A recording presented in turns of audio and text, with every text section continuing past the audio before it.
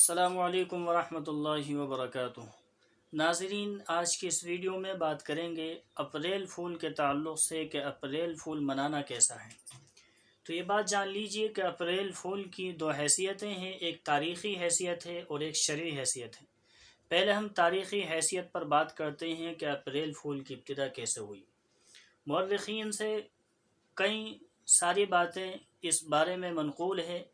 ایک وجہ یہ بھی ہے کہ 17ویں صدی سے پہلے فرانس میں یہ سال کا آغاز جو ہوا کرتا تھا وہ اپریل سے شروع ہوا کرتا تھا، اور چونکہ یہ سال کا پہلے دن ہوا کرتا ہے اس لیے لوگ اس دن بہت زیادہ خوشی منایا کرتے تھے، آپس میں جشن منایا کرتے تھے، ہنسی مذاق کیا کرتے تھے۔ رفتہ رفتہ دھیرے دھیرے یہ شکل جو ہے ان کا، یہ ہنسی مذاق کرنا، یہ سارے کام کرنا اپریل فول کی شکل اختیار کر گیا۔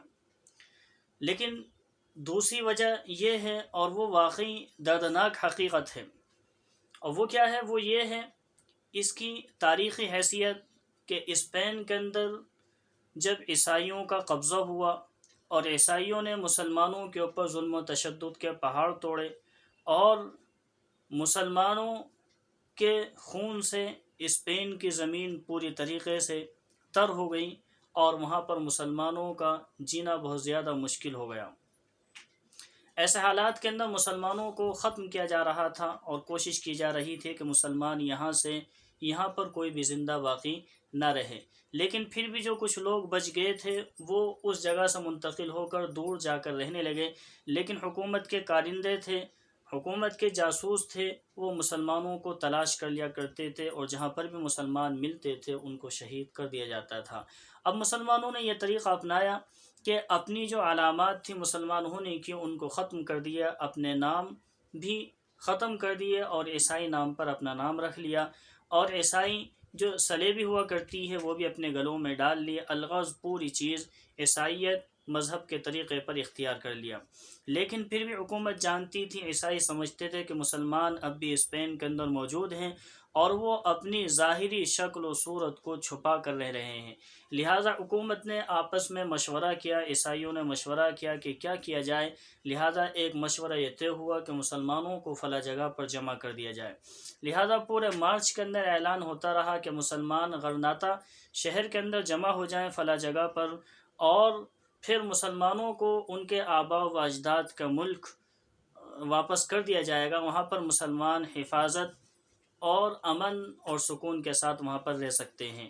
جب برابر یہ اعلان ہوتا رہا، مسلمانوں نے بھی یہ سوچا کہ چلو جان تو بچی ہے، سکون کے ساتھ وہیں پر رہیں گے، آزادی کے ساتھ رہیں گے۔ لہذا مسلمان دھیرے دھیرے غرناطہ کے اندر متعینہ جگہ پر جمع ہونا شروع ہو گئے۔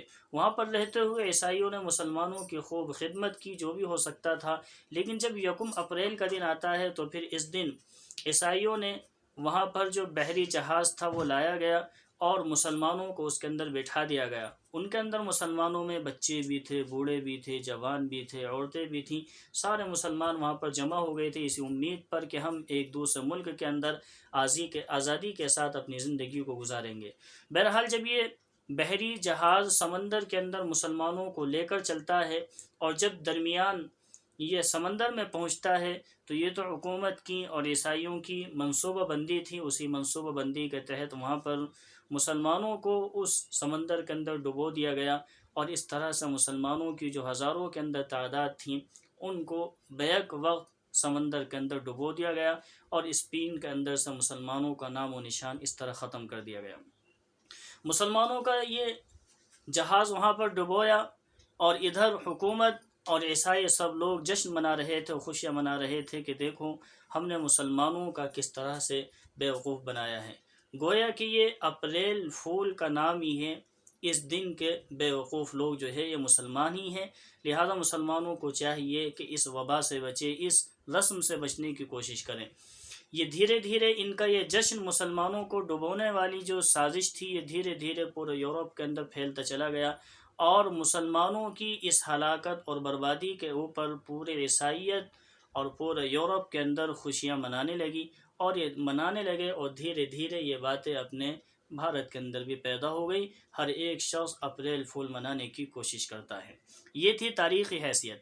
اس کی شرعی حیثیت کیا ہے؟ شرعی حیثیت اور اپریل فول کی شرعی حیثیت یہ ہے کہ چونکہ اپریل فول کے دن جھوٹ بولا جاتا ہے اور کھلم کھلا جھوٹ بولا جاتا ہے، تو جھوٹ کے بارے میں یہ ہے کہ اگر جھوٹ کو حرام اور ناجائز سمجھ کر بولا جائے تب بھی جھوٹ بولنا ناجائز ہے، اور اگر جھوٹ کو حلال اور جائز سمجھ کر بولا جائے تو پھر اندیشہ کفر ہے۔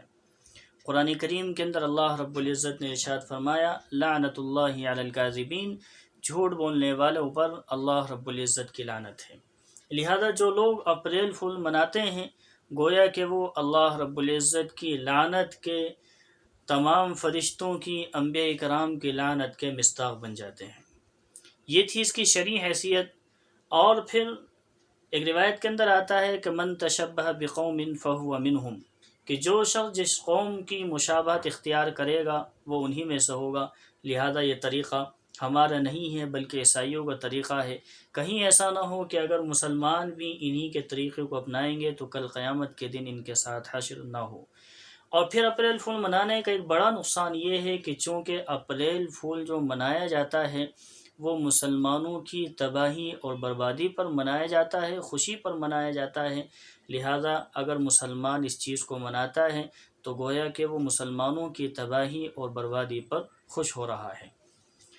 اللہ رب العزت سے دعا کریں کہ اللہ رب العزت ہم سب کو اس رسم بد سے بچنے کی توفیق عطا فرمائے، اور یہودیوں کے اور نصرانیوں کے جو بھی رسم و رواج ہیں اللہ رب العزت ہم سب کو ان سے بچنے کی توفیق عطا فرمائے، اور آپ علیہ الصلاۃ والسلام کی جو سنتیں ہیں اور آپ کا جو پیارا طریقہ ہے ہم سب کو ان طریقوں پر چلنے کی توفیق عطا فرمائے۔ السلام علیکم ورحمۃ اللہ وبرکاتہ۔